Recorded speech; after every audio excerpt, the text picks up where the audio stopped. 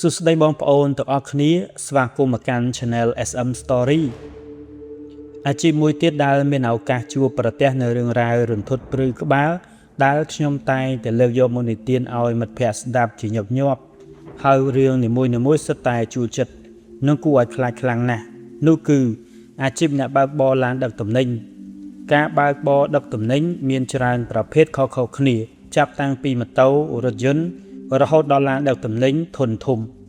ពួកគាត់ត្រូវធ្វើការទាំងយប់ទាំងថ្ងៃដើម្បីដឹកជញ្ជូនទំនិញឲ្យយើងប្រើប្រាស់ក្នុងជីវភាពប្រចាំថ្ងៃ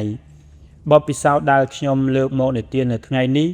គឺជាដំណើររឿងរបស់អ្នកបើកបរឡានកង់10ដែលត្រូវធ្វើដំណើរឆ្លងខេត្តទាំងយប់ទាំងថ្ងៃ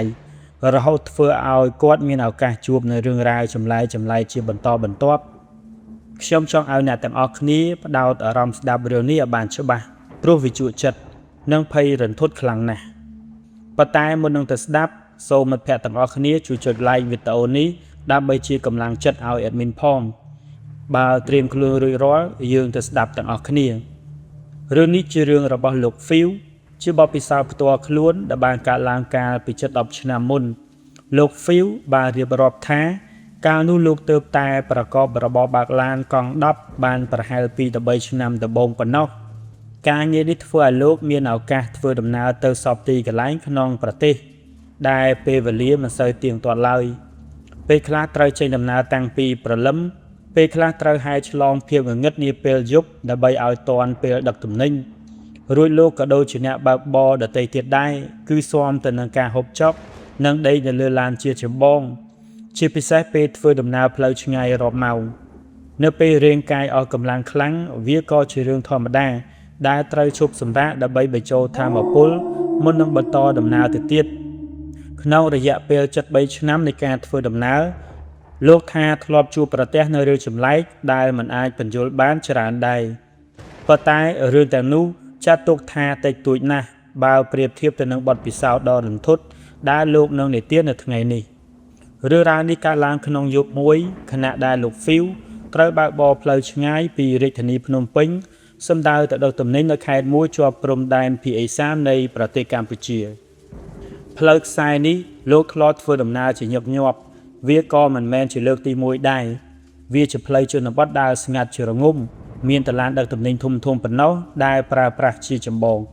សងខាងផ្លូវពោពេញដោយដើមឈើខ្ពស់និងដីវាលហៀបនៅតាមដងផ្លូវមានកន្លែងឈប់សម្រាកខ្លះដែលអ្នកបើកបរឡានកង់10តែងតែឈប់សម្រាកជាប្រចាំលោក Phil ខ្លួនឯងក៏មានកន្លែងសម្រាប់ឈប់សម្រាកប្រចាំដែលលោកយល់ថាមានសុវត្ថិភាពព្រោះមានភ្លើងបំភ្លឺផ្លូវនៅមានកន្លែងដទៃទៀតឈប់ដីនៅទីនោះដែរប៉ុន្តែយប់នោះវាចម្លែកខ្លាំងណាស់បន្ទាប់ពីលោកបើកទៅដល់ចំណុចឈប់សម្រាកនោះនៅវេលាម៉ោងប្រហែលជាង12យប់លោកបែរជាឃើញថាទីនោះពោពេញទៅដោយឡានគ្មានសល់ចន្លោះទំនេរឲ្យលោកចូលចតបានឡើយផែនការត្រូវរាំងស្ទះអស់នឹងមានអារម្មណ៍ថាអស់កម្លាំងខ្លាំងរហូតមិនអាចបង្ខំរាងកាយឲ្យបន្តដំណើរទៅមុខទៀតបានលោកចាំបាច់ត្រូវរកកន្លែងចតដេកឲ្យបានឆាប់បំផុតទើបសម្រេចចិត្តបើកទៅមុខបន្តិចទៀតដោយសង្ឃឹមថានឹងជួបកន្លែងចតដែលមានឡានផ្សេងទៀតចតខ្លះលោក Phil បើកទៅមុខបានប្រហែល10គីឡូម៉ែត្រទៀតហើយហាក់បីដូចជាសំណាងនៅមានខ្លះព្រោះលោកបានឃើញទីធ្លាទំនេរមួយនៅក្បែរផ្លូវដែលមានឡានដឹកទំនិញមួយគ្រឿងទៀតកំពុងចតបង្កើយនៅទីនោះស្រាប់លោកសង្កេតឃើញថាមានចន្លោះទំនេរនៅខាងក្រោយឡាននោះទើបសម្រាប់ចេញបន្ថយល្បឿនរួចបត់ចូលទៅចតនៅពីក្រោយឡានដឹកទំនិញគ្រឿងនោះភ្លាមក្រោយពេលចតរួចរាល់លោកបានដើរចុះទៅលើឡានដើម្បីពិនិត្យមើលសុវត្ថិភាពម្ដងទៀតប៉ុន្តែគ្រាន់តែឈានជើងចុះមកវត្ថុដំបូងដែលលោកបានឃើញធ្វើឲ្យលោកព្រឺសម្បល់យ៉ាងចម្លែកនៅក្បែរមាត់ព្រៃមិនឆ្ងាយពីឡានលោកប៉ុន្មានមានខ្ទមអ្នកតាតូចមួយតាំងនៅទីនោះវាមើលទៅចាស់ទ្រុឌទ្រោមហុយដីហើយពោពេញទៅដោយស្លឹកឈើជ្រុះពេញដីហាក់ដូចជាគ្មានអ្នកណាមកបោសសម្អាតឬសែនព្រេនយូរណាស់មកហើយទោះជាយ៉ាងណាដោយសារមានឡានមួយគ្រឿងទៀតចតនៅជិតទីនោះដែរលោកក៏មានអារម្មណ៍កក់ក្ដៅចិត្តបន្តិចហើយក៏មិនបានគិតអ្វីច្រើនលោកក៏ពលិតម៉ាស៊ីនឡានបន្ទាបកៅអីចោះរួចទាញវាំងននបិទឲ្យចិត្តគ្រប់ជ្រុង ដើម្បីសម្រាកយកកម្លាំងប្រហែល2 ទៅ 3 ម៉ោងមុននឹងបន្តដំណើរប៉ុន្តែលោកមិនបានដឹងទាល់តែសោះថារឿងរ៉ាវមិនបានដោយអ្វីដែលលោកគិតឡើយដោយសារតែភាពហត់នឿយខ្លាំងលោកក៏លងលក់ទៅយ៉ាងលឿនលោកដេកលក់អស់រយៈពេលប៉ុន្មានក៏មិនដឹងដែរប៉ុន្តែត្រូវភ្ញាក់ឡើងវិញដោយសារមានសម្លេងអ្វីម្យ៉ាងឮចេញពីខាងក្រៅឡានវាជាសម្លេងដូចជាមានមនុស្សកំពុងដើរជាន់ស្លឹកឈើដើរចុះដើរឡើងនៅជុំវិញឡានរបស់លោកបើកភ្នែកឡើងទាំងសង្ងំដេកស្ងៀមដើម្បីផ្ទៀងស្ដាប់និងត្រៀមខ្លួនទប់ទល់នឹងអ្វីដែលបានកើតឡើងលោកបានលូកដៃទៅចាប់ដុំដែកដែលដាក់ជាប់ឡានជានិច្ចរួចក៏ក្រោកអង្គុយតិចរួចលោកបើកវាំងននមើលទៅខាងក្រៅប៉ុន្តែអ្វីដែលឃើញមានតែភាពងងឹតនិងស្រមោលដើមឈើដែលយោតាមកម្លាំងខ្យល់លោក Phil សម្រាប់ចិត្តលូកដៃទៅបើកភ្លើងហ្វាឡានភ្លាមពន្លឺបានជះទៅខាងមុខប៉ុន្តែបែរជាមិនឃើញអ្វីខុសប្រក្រតីឡើយឃើញតែទីធ្លាទំនេរនិងឡានដឹកទំនិញមួយគ្រឿងមុនដែលចតនៅមិនឆ្ងាយប៉ុន្មានលោកព្យាយាមរំពៃភ្នែករកប្រភពសម្លេងប៉ុន្តែមិនឃើញអ្វីសោះក្នុងខណៈពេលកំពុងសម្លឹងមើលជុំវិញខ្លួនលោកក៏ចាប់ផ្ដើមមានអារម្មណ៍ចម្លែកកើតឡើងលោកថានៅពេលដែលលោកសម្លឹងទៅកាន់ឡានដឹកទំនិញនៅខាងមុខនោះលោកគិតថាឡាននោះវាចម្លែកខ្លាំងណាស់ព្រោះបើទោះបីជាលោកធ្វើអ្វីឬបើចេញសម្លេងខ្លាំងប៉ុណ្ណាក៏ដោយក៏ឡាននោះនៅតែចតស្ងៀមគ្មានចលនាអ្វីទាំងអស់ហាក់ដូចជាក្នុងឡាននោះគ្មានមនុស្សនៅអញ្ចឹងលោកចាប់ផ្ដើមមានអារម្មណ៍មិនស្រួលប៉ុន្តែក៏ព្យាយាមលួងលោមចិត្តខ្លួនឯងថាប្រហែលជាអ្នកបើកបរឡាននោះអស់កម្លាំងខ្លាំងពេកទើបដីលងលក់យ៉ាងនេះខណៈពេលដែលកំពុងគិតពិចារណារឿងឡានខាងមុខស្រាប់តែលើក Phil ត្រូវផ្អើលព្រឺខ្លួនម្ដងទៀតព្រោះសម្លេងដានជើងដដែលនោះក៏លឺឡើងវិញសម្លេងនោះផ្ដើមចេញពីកន្ទុយឡានដើរមកខាងឆ្វេងដៃហើយអ្វីដែលកើតឡើងបន្ទាប់មកទៀតធ្វើឲ្យលោកកាន់តែភ័យខ្លាំងជាងមុនព្រោះសម្លេងដានជើងមិនបានឈប់ត្រឹមនោះទេប៉ុន្តែវាបែរជាលឺឡើងទៅលើដំបូលឡានវាជាសម្លេងស្បែកជើងដែលធ្ងន់និងមានរំញ័រខ្លាំងរហូតធ្វើឲ្យឡានយល់ចុះយល់ឡើងលោក Phil ភ័យខ្លាំងណាស់ព្រោះតាំងពីកើតមកមិនដែលជួបឡើយបេះដូងចាប់ផ្ដើមលោតញាប់ខ្លាំងលោកប្រញាប់ចាប់យកពិលមកបើករួចលូកដៃទៅបើកវាំងននបំណងចង់បើកកញ្ចក់ខាងអ្នកបើកបរដើម្បីបញ្ចាំងពិលទៅមើលលើដំបូលប៉ុន្តែលោកថាគ្រាន់តែលោកបើកវាំងននភ្លាមមិនទាន់ទាំងបានបើកកញ្ចក់ផងស្រាប់តែសម្លេងគួរទ្វារលឺឡើងនៅចំពោះមុខផាំងសម្លេងនោះលឺឡើងជាប់គ្នាខ្លាំងនិងញាប់ស្មេដូចជាមាននរណាម្នាក់ចង់ឲ្យលោកបើកទ្វារទៅមើលលោក Phil ភ្ញាក់ផ្អើលស្ទើរលេចនោមលោកប្រញាប់បែរក្បាលទៅមើលភ្លាមប៉ុន្តែអ្វីដែលបានឃើញធ្វើឲ្យលោកស្ទើរតែដាច់ខ្យល់ភ្លាមនៅត្រង់កញ្ចក់ក្បែរអ្នកបើកបរមានផ្ទៃមុខរបស់នរណាម្នាក់កំពុងផ្អឹបជាប់នឹងកញ្ចក់ផ្ទៃមុខនោះមានពណ៌ខ្មៅស្រអាប់ភ្នែករូងជ្រៅគ្មានក្របភ្នែកច្រមុះសំប៉ែតនិងមាត់ហែកធំស្ទើរដល់ស្លឹកត្រចៀកឃើញបែបនោះលោក Phil ភ័យពេកក៏ស្រែកឡើងពេញឡានតែម្ដងលោកមិនបង្អង់យូរ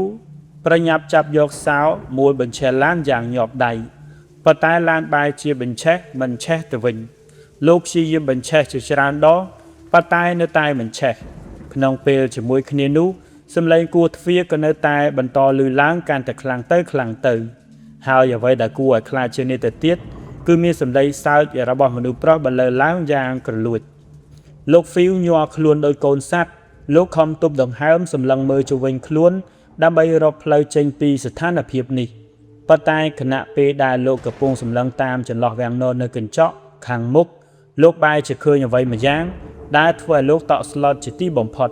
ព្រោះសពក៏មានបរិសម្នាក់លេចមុខមកបរិសម្នាក់នោះទម្លាក់ក្បាលចុះមកក្រោមពីលើដំបូលឡានផ្ទៃមុខរបស់គាត់ពេញទៅដោយរបួសរហែករយះរយាយដូចជាទើបតែជួបគ្រោះថ្នាក់ចរាចរណ៍ភ្នែករូងជ្រៅរួមជាមួយឈាមពណ៌ក្រហមហូរចេញពីមាត់ជាខ្សែឃើញបែបនោះលោក Phil ក៏ស្រែកអស់ពីសម្លេងរួចអ្វីៗគ្រប់យ៉ាងក៏ងងឹតសូន្យឈឹងតែម្ដងលោក Phil ដឹងខ្លួនឡើងវិញដោយសារមានសម្លេងគួរទ្វារនៅចំហៀងឡានលោកភ្ញាក់ក្រោកឡើងទាំងបេះដូងនៅតែលោតញាប់ប៉ុន្តែនៅពេលឃើញថាជាពេលព្រឹកព្រលឹមលោកក៏បែរទៅមើលតាមកញ្ចក់ហើយឃើញថាខាងក្រៅមិនមែនជាផ្ទៃមុខរបស់បរិមម្នាក់នោះទៀតទេ ប៉ុន្តែគឺជាមន្ត្រីប៉ូលីសពីររូបកំពុងឈរនៅក្បែរឡានឃើញបែបនេះលោកក៏ប្រញាប់បើកទ្វារចុះទៅជួបពួកគាត់ភ្លាមពេលចុះទៅដល់ប៉ូលីសម្នាក់បានសួរលោកថាបងចុះបងមកចតដេកនៅត្រង់នេះយ៉ាងម៉េចកើតឮសំណួរបែបនេះលោក Phil ក៏ឆ្ងល់ដែររួចក៏ឆ្លើយទៅវិញថាកាលពីយប់មិញខ្ញុំបើកឡានមកឃើញមានឡានមួយគ្រឿងទៀតចតនៅទីនេះស្មានតែចតបានក៏សម្រេចចិត្តចតដេកទៅប៉ុន្តែឥឡូវមិនដឹងថាឡាននោះទៅណាបាត់ឮបែបនេះទឹកមុខប៉ូលីសទាំងពីរនាក់ក៏ប្រែប្រួលភ្លាមคล้ายជាតានតឹងមុននឹងប៉ូលីសម្នាក់ក្នុង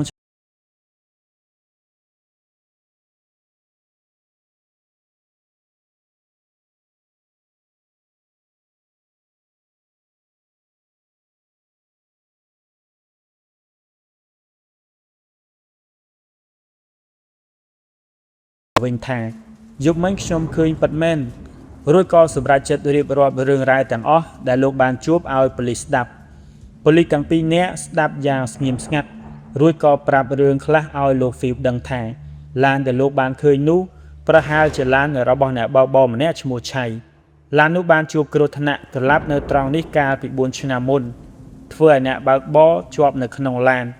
និងបានស្លាប់បាត់បង់ជីវិតនៅពេលក្រោយមកចាប់តាំងពីកើតហេតុការណ៍នោះមកអ្នកបើកបរចាស់ដែលប្រើប្រាស់ផ្លូវនេះជាប្រចាំតែងតែនិយាយដូចគ្នាថាគាត់តែងតែឃើញឡានដែលជួបគ្រោះថ្នាក់នោះចតនៅត្រង់ចំណុចនេះនាពេលកដាលអធ្រាត្រជាញឹកញាប់វាធ្វើឲ្យគ្រប់គ្នាភ័យខ្លាចព្រោះគ្រប់គ្នាដឹងច្បាស់ថាឡានមួយគ្រឿងនោះមិនមែនជារបស់ពិតឡើយឮបែបនេះលោក Phil ព្រឺសម្បល់ពេញខ្លួនតែម្ដងលោកដឹងច្បាស់ភ្លាមថាអ្វីដែលលោកបានជួបកាលពីយប់មិញគឺជាប្រលឹងខ្មៅរបស់ឆៃប្រហែលជានៅតែវល់នៅទីនេះចាំលោបន្លាយអ្នកបើកបរថ្មីថ្មោងដែលមកចតឡាននៅទីនេះដោយមិនដឹងខ្លួនហេតុការណ៍នៅថ្ងៃនោះធ្វើឲ្យ Phil មិនដែលហ៊ានឈប់សម្រាកនៅទីនោះទៀតឡើយលោកជៀសវាងការចតឡាននៅតាមដងផ្លូវខ្សែនោះទាំងអស់ដោយជ្រើសរើសដេកសម្រាកតាំងពីក្បាលប្រលប់នៅផ្លូវផ្សេងហើយបន្តដំណើរនៅព្រឹកថ្ងៃបន្ទាប់វិញព្រោះលោកខ្លាចថាបើបង្ខំប្រើផ្លូវនេះនៅពេលយប់ទៀតលោកអាចនឹងជួបរឿងរ៉ាវរន្ធត់ដោយការប្រយុទ្ធនោះម្ដងទៀតហើយនេះគឺជាដំណើររឿងទាំងអស់ដែលខ្ញុំបានលើកមកនិទាននៅថ្ងៃនេះបន្ទាប់ពីទស្សនាវីដេអូនេះចប់តើបងប្អូនទាំងអស់គ្នាយល់យ៉ាងណាដែរចំពោះរឿងខ្មោចមួយនេះសូមខមមិននៅខាងក្រោមវីដេអូដើម្បីឲ្យមានបានដឹងពីចម្លើយរបស់បងប្អូនទាំងអស់គ្នាជួបគ្នានៅវីដេអូបន្តទៀត